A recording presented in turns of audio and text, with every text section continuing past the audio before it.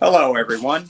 Welcome to another edition of In the Spotlight. And I'm really looking forward to this today because when I was a kid, he was the basketball player I loved to watch. Who could forget his 47 points against Sheehan in 1987? The one and only Pete Saccu. And Pete, I want to thank you for coming on today. Of course, Mike. Thanks for having me. I really appreciate it. Right. So, Pete, we're going to get into some things in a second, but I just want to ask you, you have two sons. They both play for Massac High, football, Yep. lacrosse. Let me ask you, how did the pandemic affect them the past 15 months? So it had a pretty dramatic effect, unfortunately. My guys are fortunate that, they stayed busy, but it was very disappointing to not have any competitive action or just, a lot of social interaction with their friends. Right. Working out in the basement or, going to the field as much as we could. I mean, it gets old, Right. you really yearn for that interaction, and it wears on you, whether you're a kid, an adult, and unfortunately it does come with some consequences because they're looking to further their athletic careers. Right. And it posed a little bit of a setback, but listen, that's life. You have to adapt. You have to figure out ways around things or solutions to problems that are eventually going to come up. So we're doing our best, but it's great to have them back on track. Finally had Right. a spring season. Nick ran track, and Ryan, played lacrosse. So things seem to be at least headed back Right. to some kind of normalcy, and it's good for them to have that kind of a schedule and to have that competition again, for sure. Right. And they're both going to be entering their senior seasons, I believe. That is correct. They will be seniors in the fall. Right. And, thankfully they're going to get a senior season because I still can't imagine what these kids who were seniors had to go through missing last year's spring sports and then this year's fall sports. Not easy. It's as you know, it's a big part of your teen and young adult life, and you can't help but really feel for them because it's a void that I don't know will ever get filled, or really the sting will go away for them down the road, hopefully after, with some time. But it's definitely tough, and you have to feel for those seniors who missed out on just about everything. Right. So, Pete, let me ask you. I mean, first off, you had a phenomenal basketball career at Derby High School. I mean, you were a three-sport player, and we'll get into the other sports too. But I mean, what a career you had in basketball. Let me ask you though, were there times you were frustrated when you're playing so well, and you guys maybe get one or two wins a year? I mean, playing in a difficult league like the Hoosie. The thing about Derby basketball, Pete, is they always competed for a half or even three quarters, but like by the fourth quarter, that was it. I know height played into it, but what do you think was the big reason you guys weren't able to win as much? Yeah, it's, obviously, we lacked in size, but we also lacked in depth. A lot of us, played the entire game Right. without any breathers. We did have guys coming off the bench, but it would have been great if some of the other athletes who took the winter off came in, because it could have been great roles and energy and even maybe some fresh physicality that maybe would have kept us in games maybe a little bit longer. Right. But we worked with what we had, and we tried to leave it out on the floor every night and compete as best we could. But we just, by the end, would oftentimes get wore down because of that depth and size disadvantage. playing, especially playing against those bigger schools. Right. And, Pete, like I said, you played all three sports, but was the love of basketball there at an early age for you? Yeah. I mean, yeah. Yeah, that was really my first love. I mean, my parents would always tell anything with a ball, and I was like hooked Right. from a real early age. But basketball was my first love because, and I think uh, it doesn't require anyone else. Like, I didn't have any brothers or Right. siblings, and if you're gonna try to get a wiffle ball game or a baseball game going, you need gloves, you need people. Right. Same with football, which I would punt and go to the field and kick around myself. But basketball, you could actually go out and work on stuff. And I had a hoop in the driveway, and I Right. just spent countless hours out there, whether it was free throws or dribbling different shots. So it was one of those things where I could just, if I was bored, I could grab the basketball, head outside, and spend hours out there. I'm sure I drove my neighbors nuts. Right. With the early mornings and the late nights of the ball constantly bouncing. But yeah, that was really my first love, because I was able to, kind of get out there and work on it whenever I felt the urge. So, and I didn't need a buddy to come, Right. come Exactly. into the mix. Now, were there any athletes you admired as a kid? Any basketball players that you really, tried to emulate? Yeah, I mean, as I got older and got into high school, I was a big Isaiah Thomas fan. Just a great point guard at Indiana. Distributed the ball, could handle it, can score, when he needed to score. And he wasn't like the point guards of today who are, 6'4" and Right. can dribble the ball just as good as anybody. So he was one of the first guys. And I used to go to Calvin Murphy's camp every year. Oh, okay. And he was a local Yes, he was. guy who made it. And by the time I was in his camp in high school, I was taller than him. I mean, he wasn't a very tall guy, but super quick, lot of incredible skills, could shoot, could handle the ball, Right. pass. So he was also, because of that local factor too, was a guy I admired quite a bit. Right. And Pete, I mentioned it at the beginning of the show, but I mean, I think you were a 2-year starter, and maybe even 3. I know you played some in your sophomore Not a year. starter. Yeah, Right. I played, but Right. I didn't start my sophomore year. Right. But who could forget that opening night against Sheehan? I mean, that was one of the best games ever. You probably didn't even realize it at the time, because you can't keep track of your points when you're competing. But Yeah. I mean, were you just like, was it that game where you were like, geez, man, everything I threw up went in? I mean, because it's hard to score 20 points in a high school game, let alone 47. Yeah, I mean, I definitely, it's one of those times where, you hear guys talk about just getting in the zone. Everything just felt good when it left my hands.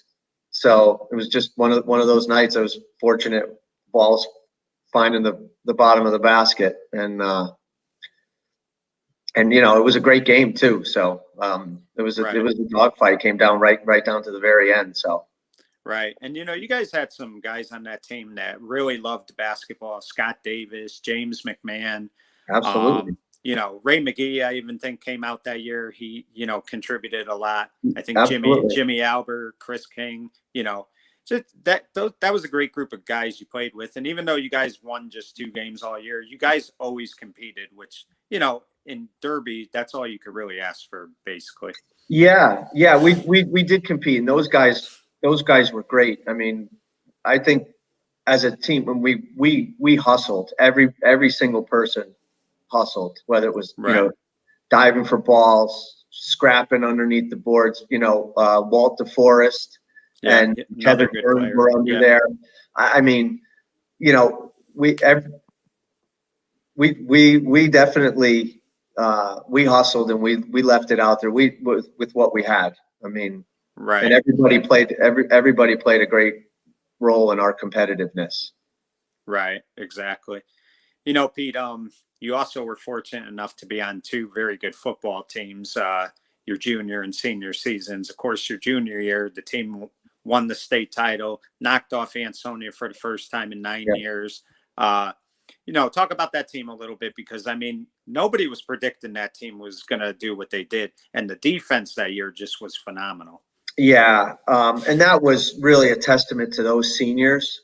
They had a bond, and they had each other's backs like you can't even imagine.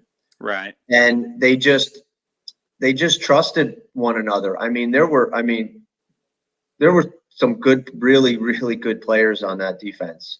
Right. Between, Fosse and Bogart and Shee. I mean, everybody, Mike Jadd. I mean, Right. you can name them all. They all showed up. And I think they trusted one another to a level where, you didn't get someone who was maybe out of position or trying to do something extra, to make up for a lack of, a lack of one position or another. And they just played as a unit like I've never, never seen. And it's a testament to those guys. And that's really, how we were able to win some of those big games and why they were state champions. Right. And, Pete, the Ansonia game, I think Ansonia had the #1 ranked offense in the state. I know they were #1 in the state. And that defense that day, I mean, the one touchdown Ansonia got, the Derby defender fell down, or else that kid probably doesn't score. So, I mean, to give up only 6 points to that team, the victory itself was awesome, but the fact that that defense held them to 6 points is a true, it says a lot about them as players. That's probably the best game that they played all year. And what a perfect time. I don't know that they could have done, much better or anything differently. Right. So it was a thrilling Yes, it was afternoon. Yeah. So let me ask you, Pete, your senior year of football, you guys, came out again. People didn't predict much for you guys because you lost a lot of seniors. You still had some returning starters, obviously Jimmy Lewis, Walt, guys like that, and yourself. But it was still a young team, and you guys managed to go 10-2, win the Hoosie. And I think of that Seymour game, Pete, you guys really weren't doing a lot, and you caught a big touchdown pass that kind of really got things going. Just talk, I know Ansonia always seems to steal the headlines with Derby, but that Seymour game may have been your biggest win of the year prior to the Ansonia game. Yeah. And I remember when the schedule came out, it was like, I think it was the second game of the year for us. And we were like, wow. And usually you didn't see a Valley, game until a little bit later. And we were like, all right, well, we better get on the stick and get ourselves ready for the season. Right. And then, I mean, I just fortunate that Coach DeCenzo called my number, and Christian King put a nice ball out there for me to go get. And I think that really got us kickstarted and got us fired up to, really go after that game. Right. And I mean, you guys had a big win against Cheshire. I think they were undefeated. And you guys were as well. And you guys really, took it to them that night. Yeah. I know it didn't end great for you. I know the Shelton loss was a tough one. And then, of course, Immaculate. But I mean, you look back 35 years later, you have to be proud of what you guys accomplished. You still won a Hoosie title. You won a state title. I mean, you guys have to be happy with how, I'm sure you wanted that second state championship, but you guys still have to be, look back and say, we did a great thing when we were here. Yeah. I mean, we did accomplish, some good stuff. Would have been nice to, be able to finish the deal, which, listen, we weren't able to get it done against Immaculate, Right. back-to-back seasons. And I'm sure they were very much looking forward to some revenge from Right. from the year before. But we were able to do some things. We didn't finish off the season like we had all hoped or wished or wanted. But looking back, it was obviously fond memories of playing with all those guys and being out on the field and having all the support, obviously, in the town that we did at that time. Right. And Pete, you were a pretty good baseball player too, but unfortunately, senior year, you kind of had to be one of the pitchers, and I don't think that was a position you were comfortable with, but you had to do it for the team. Was it difficult? Was it difficult to enjoy that season, knowing you were kind of playing out of position? No, I mean, I enjoyed it because I had the ball in my hand like every single game. Right. Yeah. From that standpoint, it just but it was frustrating. We lost two key players who would have taken a bulk of the pitching duties, Right. and Greg Patinella and Chris King. So, we were in a bit of a scramble mode, and we were in so many games and so close. We lost 8 games by 1 run that year, and Right. 7 of them were in a row. Yeah. And it was, that was also Coach D's first year, if I remember correctly. That is correct. Right. Yes. Right. And yeah. I mean, you got any funny D stories? I mean, there's a billion of them, but I mean, any stories that stand out? He just, he's just the greatest character on the planet Earth. I mean, he's a roller coaster of a guy. I mean, he's pumping you up 1 minute, and then just screaming at you the next, Yeah.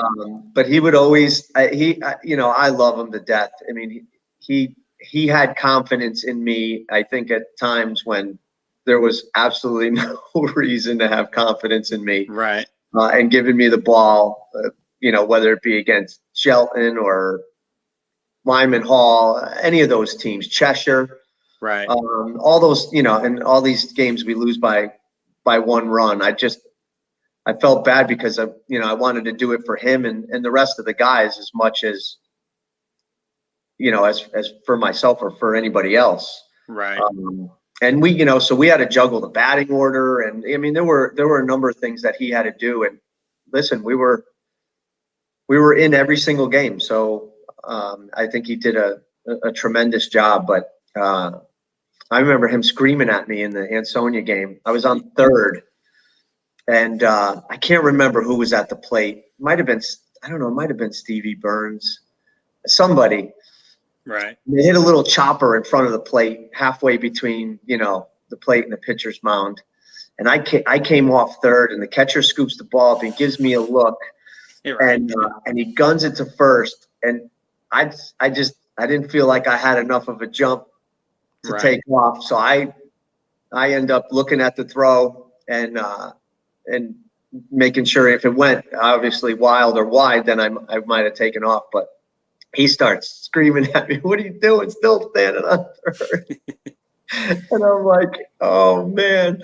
But then I'd come in to get my glove, and he'd be like pumping me up, for my trip out to the mound or whatever. So he was a great guy, great coach, great guy to be around, and whether it be the football field or the baseball diamond, for sure.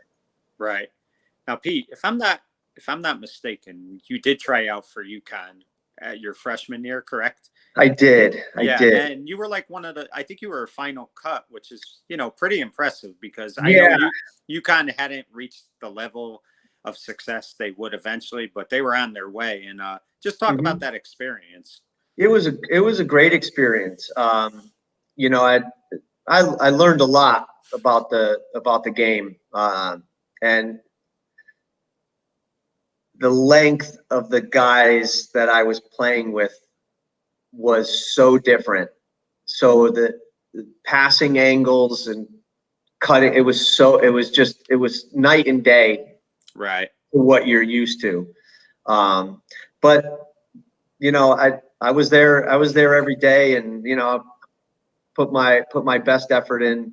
Just, it wasn't meant to be, but it was a great experience. I had a lot of fun, competing with those guys, and ended up going to, a lot of games, and Right. friends with a ton of those players, back then. And eventually they were NIT champions first, Right. which was a great season, for them. It really started the ball rolling for Coach Calhoun Right. and that team to make the jump and get into the NCAA tournament and start to really do some damage. And unfortunately, Duke clipped them. I think that was might have been my Senior senior years. Yeah. Yeah. I think junior year. You're right. Yeah. Yeah. Yeah. And that was a great season. That was one of the best. Sometimes that gets, kind of, not, I don't want to say ignored, but because they've had so much success since, that one kind of gets forgotten sometimes. And that was an unbelievable season. I mean, the shot Tate George hit against Clemson. That put them on the map. Yeah. Winning the Big East tournament, beating Georgetown, then Syracuse. So, I mean, it was definitely a fun. And that was the fun, that was the fun stuff, back when the Big East, the original Big East, still existed. And right. Those were games, man. Yeah, definitely. So Pete, fast forward a little bit. You went and played, was it Germany? You went and played football out in Germany. I think you won the MVP. I think it was 1993 or 92, one or the other. 94. 94. Okay. 94. Yeah. Yeah. And I mean, because back then I think they played in the spring, correct? Their season. Yeah, no, it's a summer. It's kind of late spring, summer, so that it doesn't interfere with the soccer, the European football. And how many games did you play that year? So we played a 14-game season, right, and then playoffs, very similar to the way the NFL runs their playoff system. Right.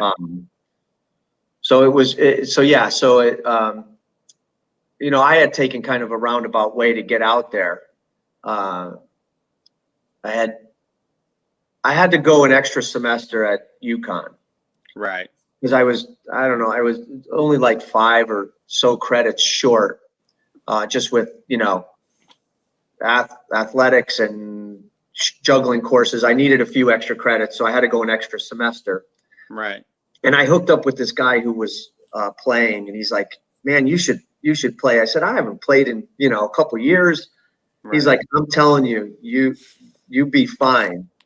So at that point, all my buddies had graduated, so I was just up there taking classes, and there was nothing really tying me down. I wasn't doing much, on the weekends or whatever. So I ended up kind of checking it out with him, and the coach was one of the assistant coaches, also coached at the University of New Haven, right, with Whipple at the time, and he was reviewing some film in the UNH room of us, and one thing led to the other, and he's like, "This kid should go play," and from there, I ended up in the Arena League. Right. I played for the Charlotte Rage, and then one thing led to the next. I did a couple CFL gigs, and I played for the U.S. national team. Right. It was great. We played a few goodwill games. We played Russia. We played Poland. Wow. And France. And which was a great experience. And one thing led to the next. And I met a coach, and he said that at that time it was the World League of American Football in in the early 90s. And he said, "I think I'm going to get a coaching job with one of the teams in Germany. If I do, I'm going to give you a call. I'm like, sure. And sure enough, he got the job. He gave me a buzz. They brought me over. When I got there, we were training. That's when the league announced that they were going to go on a hiatus because they were losing a ton of money flying people from Scotland to London because there was a team here as well, and the league was losing a ton of money. So they revamped in that 1 year. So we played in the what they called the FLE, which was all the World League NFL guys. Right. And yeah, so we went 10-2. I led the league in scoring. I had 24 touchdowns. Right. And at that point, the league came back as NFL Europe with only 8 teams, so it was much more manageable for them. Right. And it was nice because I was in Germany. Germany had 2 teams. They had the Frankfurt Galaxy, right. who I interviewed with and worked out for. And it's funny, Oliver Luck was the chairman at the time. And I met Andrew. He was only like probably 6 years old when I was over there. And I ended up not hooking up with them, but I hooked up with the Dusseldorf Rheinfire for part of a season. And it was funny because my old arena quarterback, Andy Kelly, was the quarterback there. So we got reunited, and he was there right before Peyton took over at Tennessee. Oh, okay. And a great guy, great quarterback. And it was awesome, and it got me a couple looks back home after that season. I know I came home. Browns were interested, and then Jacksonville. Unfortunately, I tore my ACL. I don't know if I would have landed there or not. But it was just an overall tremendous experience. Nothing I had ever imagined. I mean. And you were the league MVP, if I remember right. Yeah, I was. Yeah. So I was the league MVP. I was in the South Division. Right. I was the team MVP in the South Division MVP. South Division, right. The league MVP is actually a local guy. I don't know if you know the name, Craig Sebastian. Oh, okay. Yeah. Wow. Great running back. Yeah. They lost to the team that beat us in what would be like the AFC Championship game. Right. And the team that beat us ended up beating them in the championship game. So, but he was the league MVP. He had a great year, and he was an absolute beast running the ball. I mean, great athlete. Right. And that fall, Pete, you would come back to Derby, and you coached a year with John Oko. How was that? I mean, Derby didn't have a good year that year, but a lot of times what I always remember, Pete, is Oko would use you as the quarterback to do scout defense. He wanted like that kid that could really throw. So you would do the scout offense for the team defense. How was it coaching that 1 year at Derby? It was great. It was a lot of fun, and that was a great group of kids. Joey Cabral, Jamal Baskins, Steve Tilkey, Pete Cacciolo, Pete, J.R. Romano. I mean, he might have been. I don't know if he was a junior. He was a sophomore. But they were all just. They were. It was just a great group of kids, man. I mean, they put their heart and soul into everything, and we managed to have a little bit of fun because he would always have me running the scout team. So yeah. So we had a lot of fun during practice. Right. And then fast forward a couple of years later, you would, you came the next year and helped Chris Anderson at Shelton coach the freshman team. But I think your second year there, you guys had 11-0 season, went undefeated. That had to be a lot of fun too. It was. And I wasn't able to be there. Okay.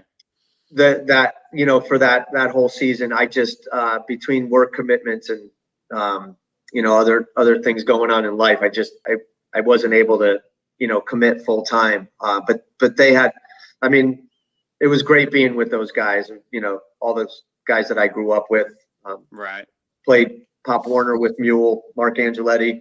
Yeah. Grew up with Chris and Danny Dune. Who, Jay Palmieri. Yeah. Johnny Ann Roman. It and was they're a all, whole Derby. half of them Yeah. are all still coaching. I mean, obviously, Chris is a tremendous coach, Right. tremendous, and hopefully Mark is continuing to mend and Yeah. on the road to I heard he's doing well. on the road to recovery. Yeah. Right. So this leads me into my next thing, about, you talked about Mark, everything's going well because Mark was a good friend to this guy as well.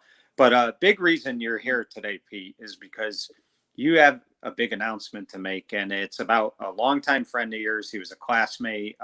He unfortunately passed away over the winter. But Yes. Just talk to us about what you have going on with this thing with your friend, and of course we're talking about Michael Regan, and a friend to so many people. Right. Michael Regan was just a dear friend to all of us in the graduating class of 1987. Right. And a friend to countless people. It was just he's such an amazing person that he couldn't be anywhere without attracting people and instantly getting to know them. He had this wonderful quality about him where he drew you in. Yeah. And he was a wonderful friend, to And us. what's amazing about him too, Pete, is you talked about attracting people. You would have guys that played for Derby, say around 93, 94, 95. And these guys would all be very close with Mike. Like, so many people love talking about football because Mike knew the game. I mean, Mike would have been a great football player, had that accident not happened. I mean, he was tremendous in Pop Warner. I think he led the league in rushing. But he just,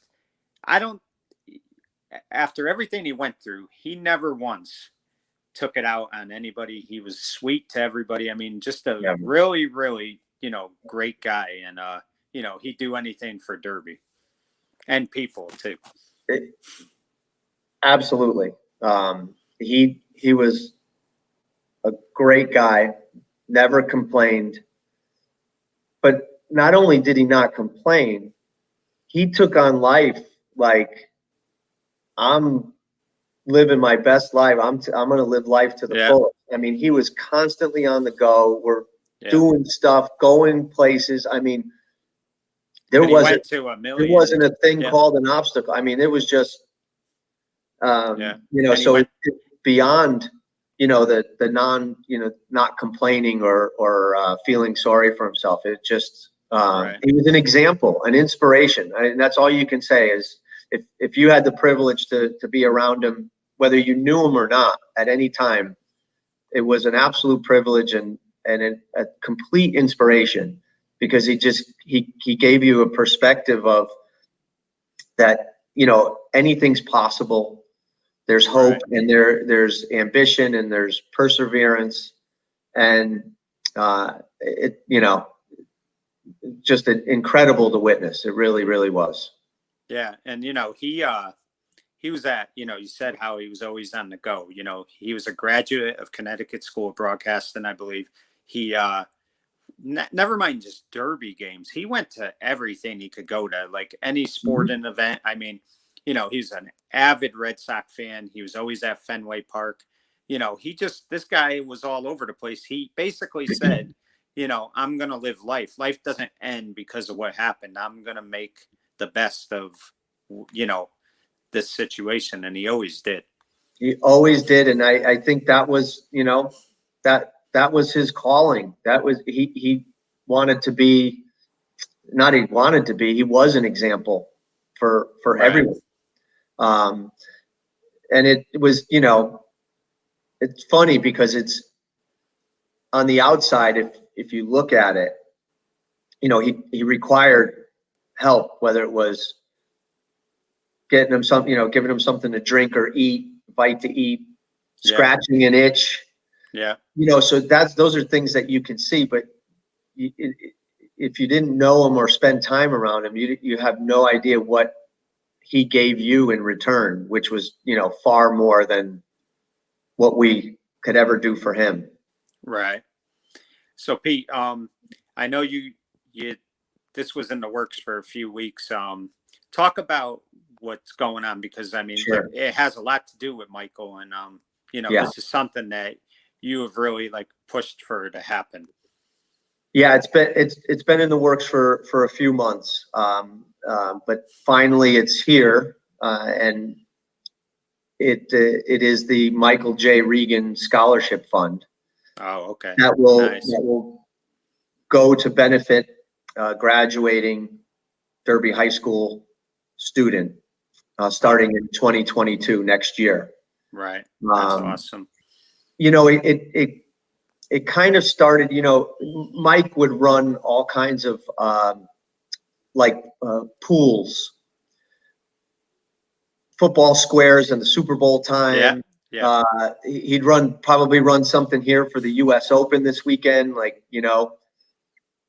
Everybody gets to pick a golfer, throw in $10, and if your guy wins, then, you take, so he was always running, those types of things. And he had set up a Super Bowl squares pool that a number of us, always get in. And Dan Shea mentioned, I can't remember if it was on social media or somewhere, that we should take all the money that was, brought in for those squares, right, and donate it on Mike's behalf. Right. And it kind of sparked an idea, and I had been thinking of, how do you carry this guy's legacy and move it forward so that the qualities that he brought out aren't forgotten or aren't, just to memorialize right, what he was about. And I was like, well, Dan's idea got my brain churning. And, while it's nice to give a couple $100 to somebody, I said that it doesn't really do Mike justice. right, I'm like, and so how do we create something that's big and that lives on forever? So with a whole lot of research, I came across the Valley Community Foundation. right, That basically, and you might be aware of it, it's basically they're a charitable philanthropy organization, but they house a number of different funds. And through them, we were able to create an endowment in Michael's name. Oh, nice. And establish the Michael J. Regan Scholarship Fund. And what will eventually happen, I mean, obviously we'll need to continue to raise money so that the endowment is upheld, and the grant that comes out each year for the student that's awarded the scholarship is there. But they manage funds in part through I think it's the foundation of Greater New Haven. So there's just it's a big pool of funds that are managed. So as that endowment and corpus grows, so does our piece, as well as the donations that go into it. So after trying to come up with the best way to do it, partnering with them was the way to go. They handle all of the accounting and legal issues that would come under trying to manage a 501c3 on our own, which costs money. So to have the biggest impact and not end up having to spend the donations on retainers for accountants and lawyers, then we could have a real impactful scholarship that will be awarded, as I said, to a Derby High School student in the amount of $2,424. Wow! Wow! So, and big. it's a repetition of Mike's Pop Warner football number 24. Right. So we thought that was another unique way to honor him, because he was a tremendous athlete. I would have done anything to have played with him on that high school team. Yeah. He was tremendous. He was a little league teammate of mine, and just a great friend to all of us in the graduating class of '87. So I worked quite a bit with his mom, and I'm so thankful and blessed that she entrusted me with making some of these decisions on bringing this to fruition and making it happen.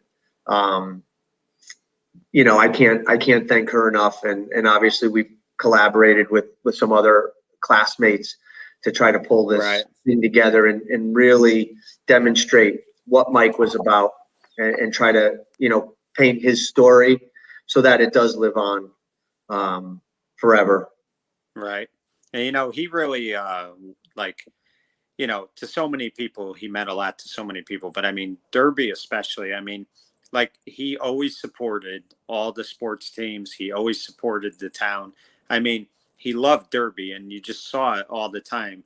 He was at every game, no matter what it was. And I can remember Steve Riley, who was a longtime assistant at Derby. He had mentioned in his book how, Mike gave them a few tips that year that were really helpful. So, I mean, he was always offering his services. And for him, because it's a struggle to get out every day when, you're feeling like that. And he made sure, though, he got out every day and did something. And I mean, that's really a, true testament of what he was.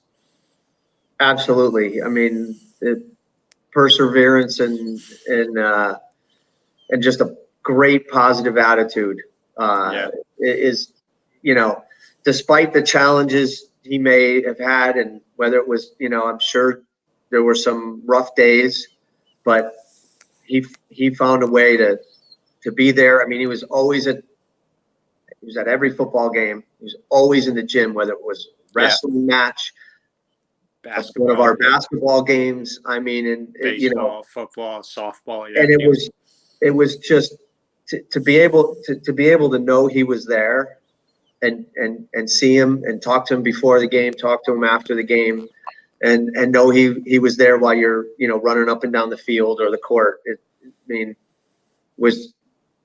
Was tremendous to have him there every step of the way.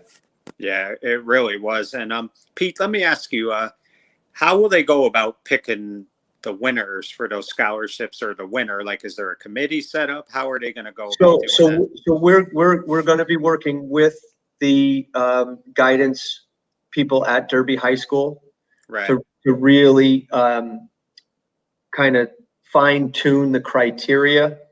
And luckily we have some time before the next graduation to really make sure that we pick out the characteristics that Mike displayed every day, and make sure that they're aware that that's kind of what we're intending and what we're looking for. So we'll work with them to really fine tune that. And it doesn't have to be, it definitely does not have to be an athlete. It doesn't have to, be the person with the highest GPA. It's going to be someone who embodies those characteristics of overcoming challenges and persevering and working really hard and having a positive attitude regardless of what's going on or what may be happening or have happened.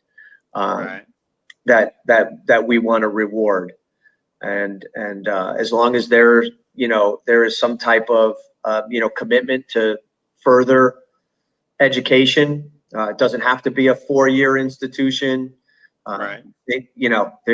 We'll be pretty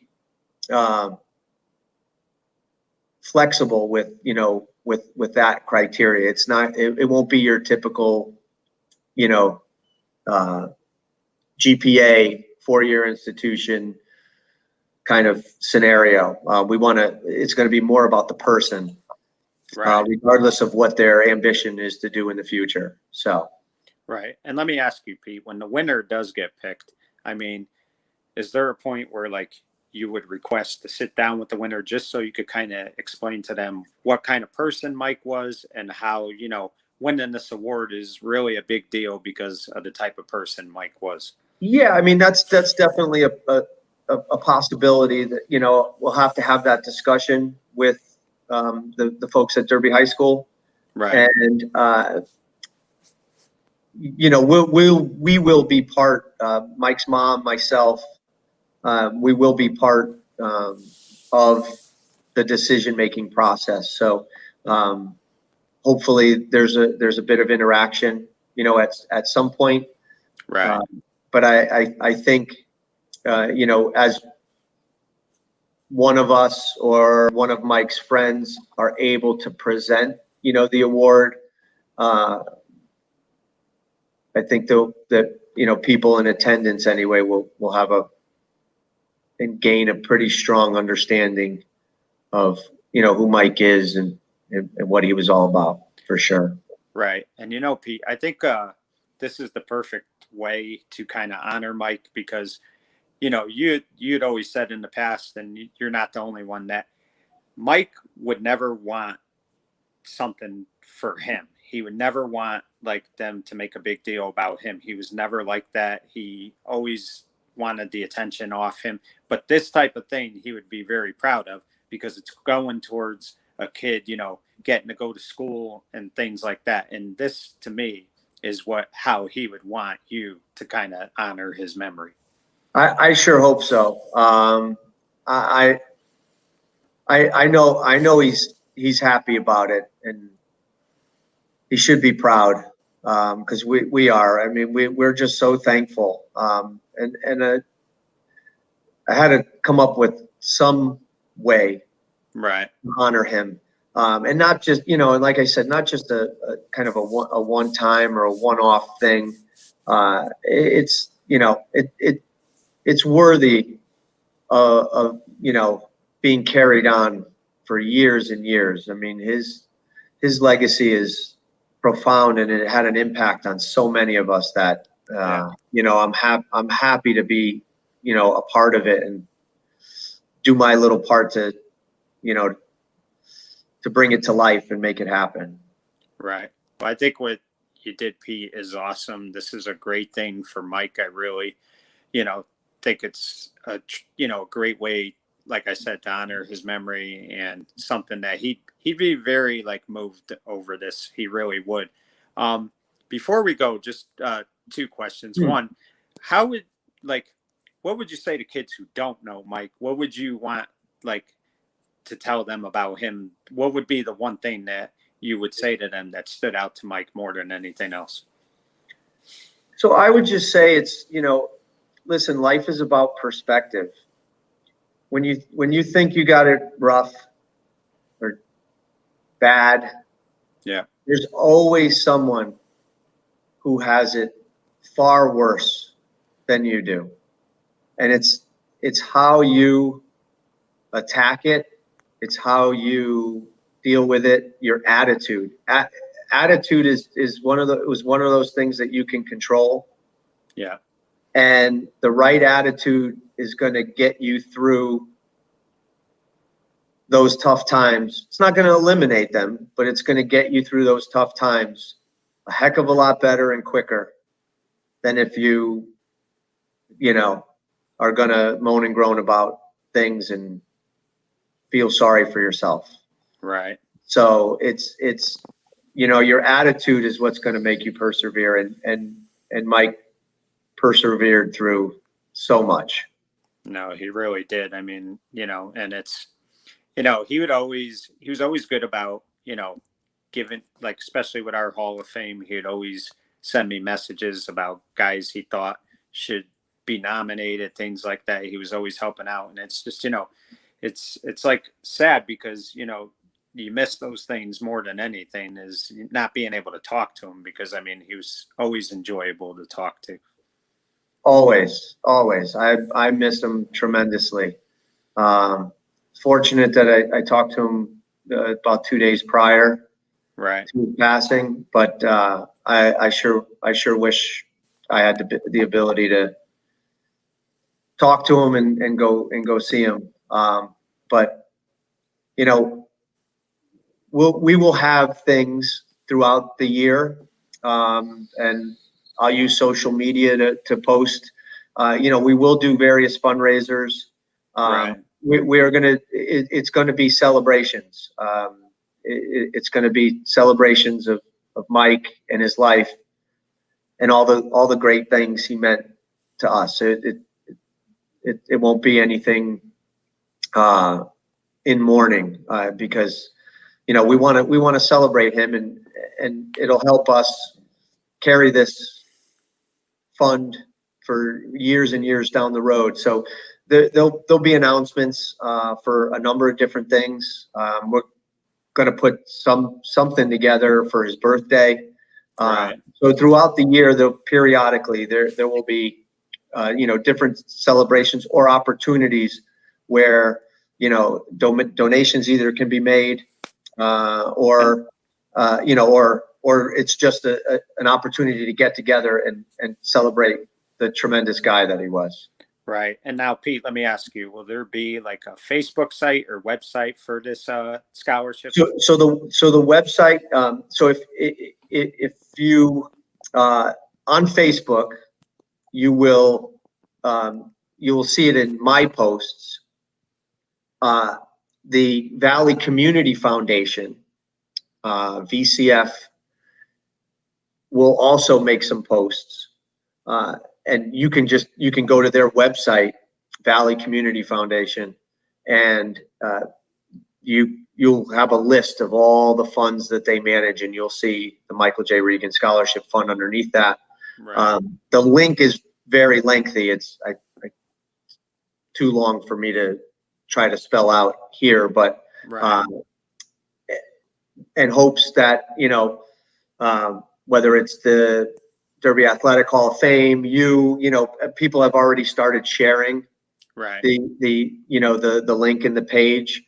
So hopefully the word spreads pretty rapidly, and there's Mike's story is written when you go through that link. You can read about why we set the scholarship up, and the type of person that Mike was, and why we really think it's important that we carry on his memory and his legacy.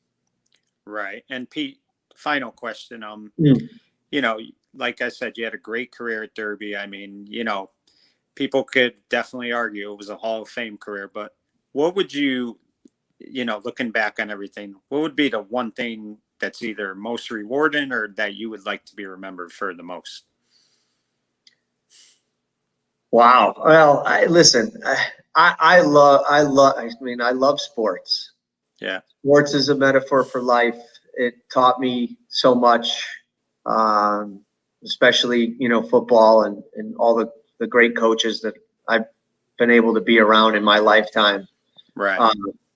I mean, if you had to remember anything, it was maybe that I was a competitor who gave you everything he had every single day. That's Right. that was kind of my MO, so to speak. I gave my best effort in anything I tried to do or accomplish. Right. Well, Pete, this was a lot of fun, and I really admire you for that, doing this for Mike, and, helping with this scholarship, because I mean, that is something that is going to always keep his memory alive forever. Nobody's going to ever forget Mike, but I mean, I think today's kids, need to know the kind of special human being he was. So I really do applaud you for, helping get this scholarship started. And I think that's just as great as an athlete as you were. I think doing this is what I'll remember most about you and your career. This is just awesome. Well, I appreciate that, Mike, and I appreciate the opportunity to come on and chat about it. It's a very small part. Mike gave me far more than anything I could ever put together or continue to do. But I'm happy to make sure his memory and his life and legacy lives on. And I appreciate you having me on and letting everybody know that this is finally exists. It's live, and if people have any questions, they can always message me as well. Right. Before they do anything. But all the donations are 100% tax deductible. You get an email and a receipt for your tax filings. So this is a great thing, and it's also a great way to give back to Derby High School, who not only we have a love for, but Mike truly had a love for, being at so many games and events and constantly, following and having interest in the school and in the kids there. So, right. Pleasure. Well, I think it's great. And again, I want to thank you for coming on today. You're always good to chat with. And, you were, like I said, you were one of my coaches in high school, and you know how I felt about you as an athlete. And I really do appreciate you coming on today. Thank you, Mike. Thanks so much. I'm very blessed. Thanks. Folks, I saw Pete Saccu play. Probably the first time I saw him play was 1986. He was a junior. It was a big win against Amity. It was Derby's only win in the year. And that really kind of just, from that night, I became a big fan, because that's when I really started playing basketball as a kid. It was always my favorite sport. So, I knew I was never going to meet Larry Bird or meet Magic Johnson. So to me, when I saw these guys play in Derby, they were like larger than life athletes. That's what Pete always was to me. That night he scored 47 against Sheehan. I always wanted to be as good as him. Now, I never was able to, but I just loved watching him play. And sometimes in life, when you meet people you really look up to and like, they disappoint you. They may be a great athlete, but they're not a great person. Well, it's nice to know that when I met Pete Saccu, the man, he's an even better person than he is an athlete. He's always been a gentleman. He's always been a class act. And you just saw it today with the scholarship. Pete Saccu is about his friends, doing things right for them. And he had that love for Mike, and he wants to honor his memory. That's what I think I will always take out of Pete Saccu. He may have been a phenomenal athlete, but he's an extraordinary person. And I'm proud to call him a friend as well. For In the Spotlight, I'm Mike Kenichi saying good night, everyone.